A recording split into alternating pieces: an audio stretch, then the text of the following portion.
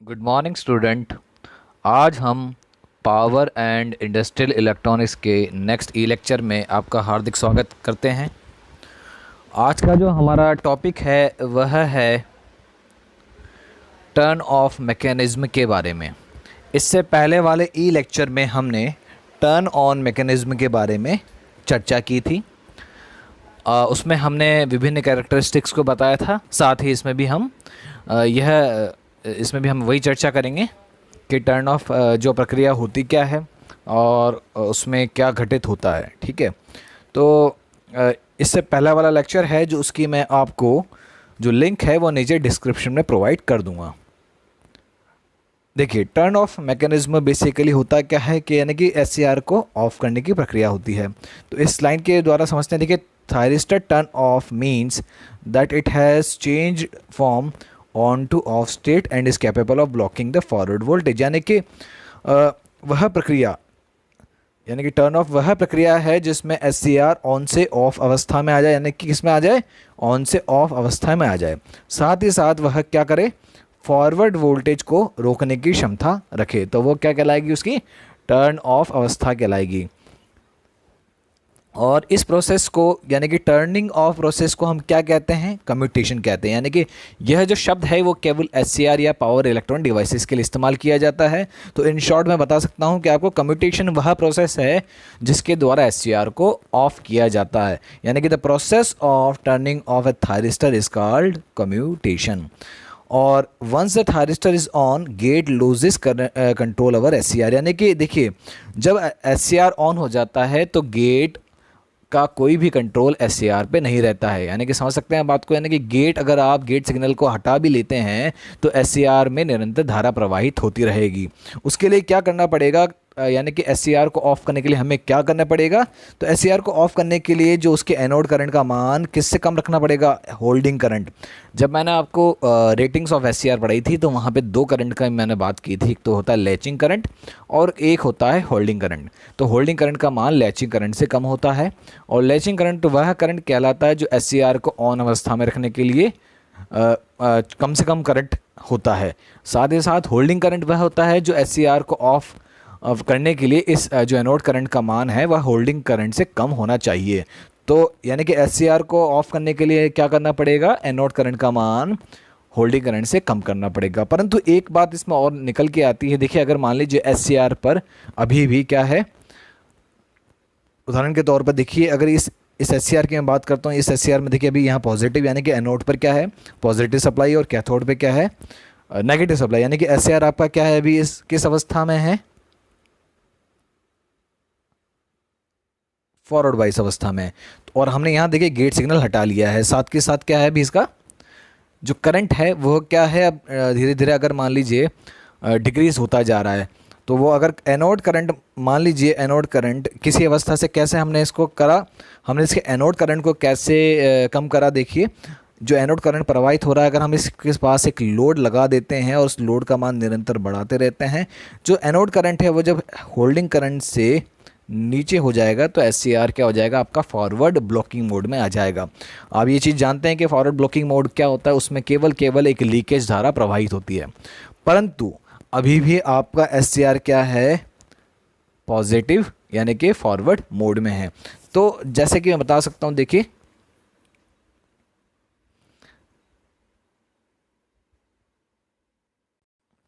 परंतु जैसा कि मैं बता सकता हूं कि देखिए अभी भी आपका एससीआर क्या है, फॉरवर्ड बाइस मोड में है। तो यह अभी भी जो है वोल्टेज को ब्लॉक नहीं कर रहा है। अगर मान लीजिए क्योंकि अभी भी इसमें ऐसी फेवरेबल कंडीशन बनी हुई है, क्योंकि आपका जंक्शन अभी J2 अभी पूरी तरह से वापस से डेवलप नहीं हो पाया है। तो इससे आपका एससीआर पुनः क्या हो सकता है, कंडक्शन मोड में आ सकता है। तो एससीआर को पूर्ण रूप से ऑफ करने के लिए आपको क्या करना पड़ेगा, ये जो पोलैरिटी है एससीआर की उसे क्या करना पड़ेगा, रिवर्स। यानी कि आपका एससीआर क्या होना चाहिए, रिवर्स बाइस होना चाहिए। जिससे क्या होगा, इसके अंदर जो चार्ज कैरियर्स हैं वो पूर्ण रूप से वापस अपने यथावत स्थान पर आ जाएंगे और एससीआर ऑफ हो जाएगा। तो उसके लिए भी एक समय लगता है, ठीक है। यानी कि रिवर्स बाइस SCR को पहले तो सबसे पहली प्रक्रिया क्या होगी कि SCR के एनोड करंट को हमें क्या करना है, होल्डिंग करंट से कम करना है। दूसरी चीज़ क्या होगी, SCR पर रिवर्स वोल्टेज आरोपित हो जिससे उसमें रिवर्स करंट प्रवाहित हो। कौन सा करंट प्रवाहित होगा, रिवर्स करंट प्रवाहित होगा। वह रिवर्स करंट क्या करेगा, देखिए किसी भी डिवाइस को ऑफ करने के लिए बेसिकली हम बात करेंगे सेमीकंडक्टर डिवाइस की बात करते हैं। देखिए अगर एक नॉर्मल में कंडक्टर की बात करूं तो उसमें जो टाइम होता है ऑफ अवस्था होने का वह कम होता है, क्योंकि उसमें केवल एक ही प्रकार का मटेरियल होता है और एक ही प्रकार के चार्ज कैरियर्स होते हैं। परंतु यहाँ पे देखिए जो आपके चार्ज कैरियर्स दो प्रकार के हैं। पी टाइप की वजह से होल्स हैं जो कहाँ गए हुए थे, एंड की तरफ गए थे, और उसी प्रकार से जो आपके एन टाइप में इलेक्ट्रॉन्स हैं वो कहाँ पे गए हुए थे, यहाँ। तो इन दोनों चार्ज कैरियर्स को अपने बेसिक स्थान पे यानी कि होल्स को पुनः आपको कहाँ पहुँचाना है, होल्स को आपको पुनः कहाँ पहुँचाना है, वापस से पी के अंदर। और उसी प्रकार से आपको इलेक्ट्रॉन्स को कहाँ पहुँचाना है, वापस से एन की लेयर्स में। तो ये प्रोसेस आपका टर्न ऑफ प्रक्रिया कहलाती है, और इसके लिए जो लगने वाला समय क्या कहलाता है, टर्न ऑफ टाइम कहलाता है। तो इसके जब रिवर्स बाइस जब इस पर वोल्टेज आरोपित होगा, यानी कि जब आप रिवर्स वोल्टेज आरोपित करेंगे तो क्या होगा, जो चार्ज कैरियर्स हैं वह कहाँ जाने जाएंगे, स्वतः अपने निश्चित स्थान पर पहुंचना चालू हो जाएंगे, जिससे आपका जंक्शन J1 और J2 के अंदर जो चार्जेस कैरियर हैं वो अपने अपने यथावत स्थान यानी कि जो P वाले जो होल्स हैं जो अभी कहाँ पर हैं N में, तो वो कहाँ पहुँचना चालू होंगे, P की तरफ, ठीक है। और उसी प्रकार से जो आपके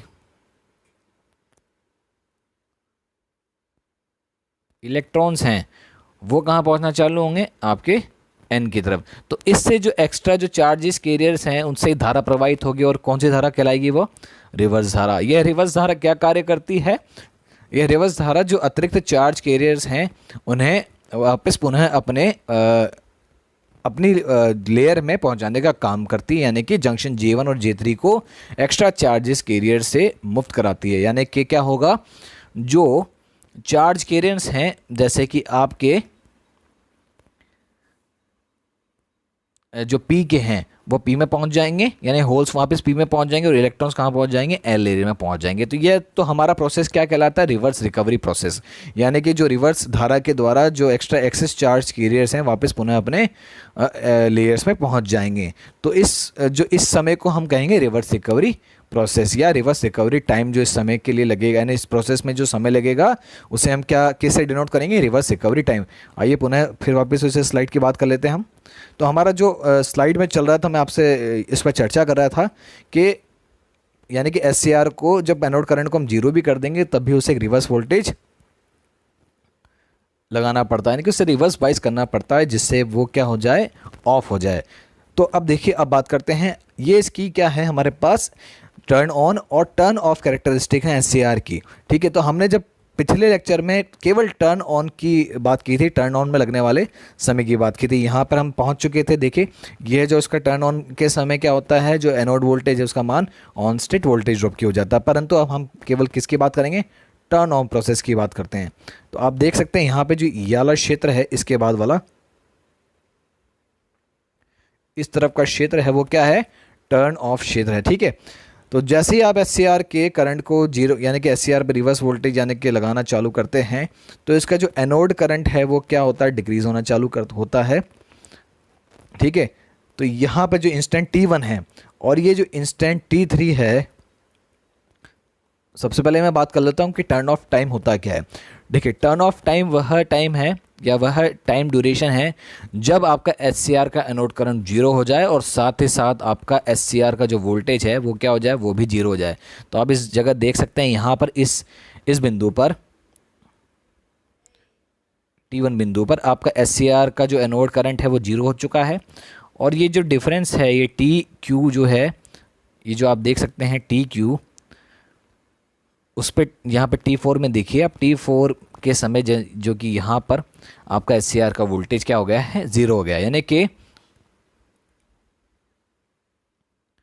it is defined as the time between the instant anode current becomes zero and instant S regains forward blocking capability, यानी कि समय अंतराल वह समय अंतराल जब आपका एनोड करंट जिसमर यानी कि वह समय अंतराल जिसमें आपका एनोड करंट जीरो हो जाए, साथ ही साथ आपका एस का जो वोल्टेज है वह क्या हो जाए, जीरो हो जाए, तथा वह फॉरवर्ड वोल्टेज को ब्लॉक कर सके, वह आपका क्या कहलाता है, टर्न ऑफ टाइम कहलाता है। अब टर्न ऑफ टाइम भी आपके दो भागों में विभाजित होता है, एक होता है रिवर्स रिकवरी टाइम जिसे हम TRR से डिनोट करते हैं, और एक होता है गेट रिकवरी टाइम जिसे हम TGR से डिनोट करते हैं। यहाँ आप देख सकते हैं ये जो है टाइम आपका T1 से T3 के मध्य, ये आपका क्या है, रिवर्स रिकवरी टाइम है, और जो T3 से T4 के मध्य है वो आपका गेट रिकवरी टाइम है। आइए इन दोनों टाइम के बारे में चर्चा करते हैं।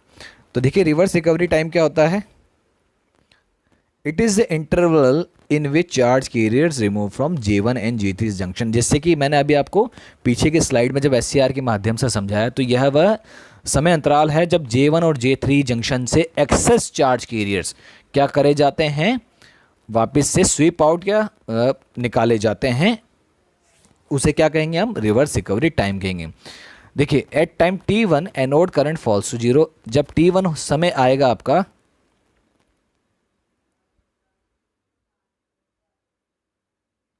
जो ये T1 समय है, इस समय आपका एनोड करंट क्या हो जाएगा, जीरो हो जाएगा, ठीक है।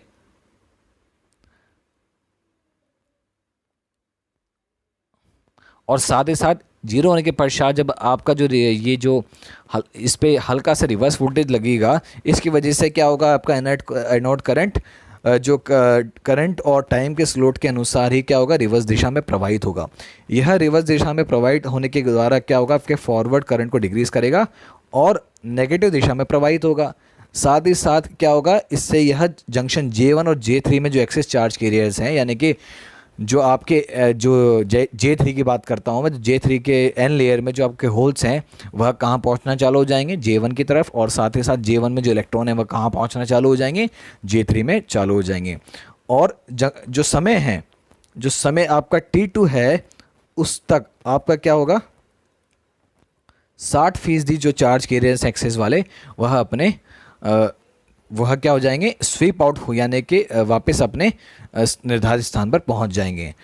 उसके बाद धीरे धीरे इस करंट का मान क्या होगा, कम होना चालू होगा, और यह T3 तक क्या होगा, आपके जो चार्ज कैरियर्स हैं वह क्या होंगे, अपने निर्धारित जंक्शन J1 और J3 जो के चार्ज कैरियर्स स्वीप आउट कर दिए जाएंगे। तो यह कहलाएगा आपका रिवर्स रिकवरी प्रोसेस, यानी कि जो रिवर्स लीकेज धारा के द्वारा आपके जो एक्सेस चार्ज कैरियर्स हैं, जो P से जो होल्स थे यानी कि एक्सेस मात्रा में जो N की तरफ चले गए थे, वह पुनः कहाँ जाएंगे, P लेयर में आ जाएंगे, एनोड के नज़दीक वाली, और जो P लेयर थी जो N लेयर थी कैथोड के नज़दीक, उसके जो इलेक्ट्रॉन्स थे एक्सेस जो कहाँ पहुँच चुके थे जंक्शन J1 में, कहाँ पर, P लेयर में, ऊपर एनोड वाली लेयर में, वो वापस पुनः कहाँ जाएंगे, नीचे की ओर कैथोड की तरफ आ जाएंगे।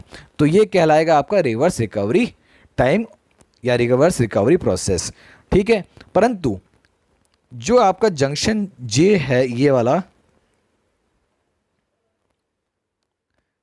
जंक्शन J2, इसके भीतर कुछ चार्ज कैरियर्स ट्रैप्ड हो जाएंगे, और वह चार्ज कैरियर जो ट्रैप चार्ज कैरियर्स हैं वह फिर क्या बोलते हैं, इस रिवर्स धारा द्वारा प्रवाहित नहीं हो पाएंगे। तो उन्हें वापस से क्या, उन्हें जो हमें क्या विलुप्त करने के लिए क्या प्रक्रिया अपनानी पड़ेगी, रिकॉम्बिनेशन के द्वारा ही वह विलुप्त होंगे, यानी कि उनके लिए जो समय लगेगा वो समय कहलाता है गेट रिकवरी टाइम।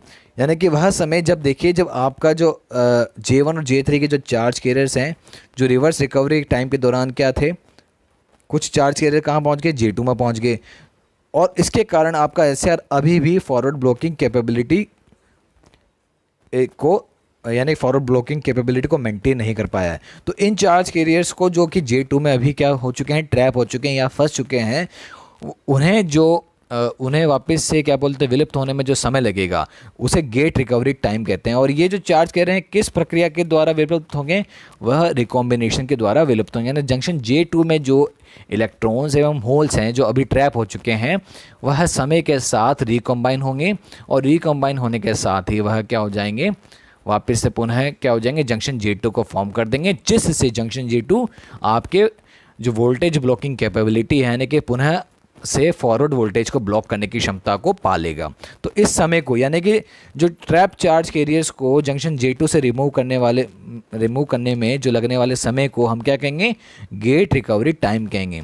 और किस प्रक्रिया के द्वारा ये चार्ज रिमूव होंगे, रिकॉम्बिनेशन, यानी कि जो इलेक्ट्रॉन्स हैं किस में जाके रिकॉम्बाइन हो जाएंगे, होल्स में, जिससे आपका जंक्शन J2 है, जो ये जंक्शन J2 है पुनः रिफॉर्म हो जाएगा और यहाँ पे पुनः से एक डिप्लीशन लेयर बन जाएगी, जो N की तरफ क्या आ जाएंगे,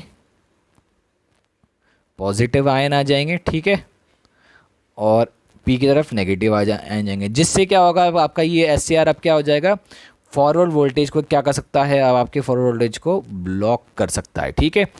तो इससे आपका SCR पूर्ण रूप से ऑफ हो जाएगा और इस समय को क्या कहेंगे हम, गेट रिकवरी टाइम कहेंगे, जो आपको इस कैरेक्टरिस्टिक में दिखाई दे सकता है यहाँ पर, ठीक है, जो T3 से T4 के मध्य है। अब यहाँ पे एक चीज़ देख सकते हैं कि यहाँ पर एक जो वोल्टेज है, जो एनोड वोल्टेज है, वो कहाँ पे थोड़ा और समय के पश्चात जाके जीरो हुआ है, यानी कि यह किस कारण से होता है कि ये पावर सर्किट में जो वोल्टेज कुछ कंपोनेंट होते हैं, इंडक्टिव कंपोनेंट्स, वह आपके एनोड वोल्टेज को पूर्ण रूप से जीरो नहीं होने देते हैं T3 तक।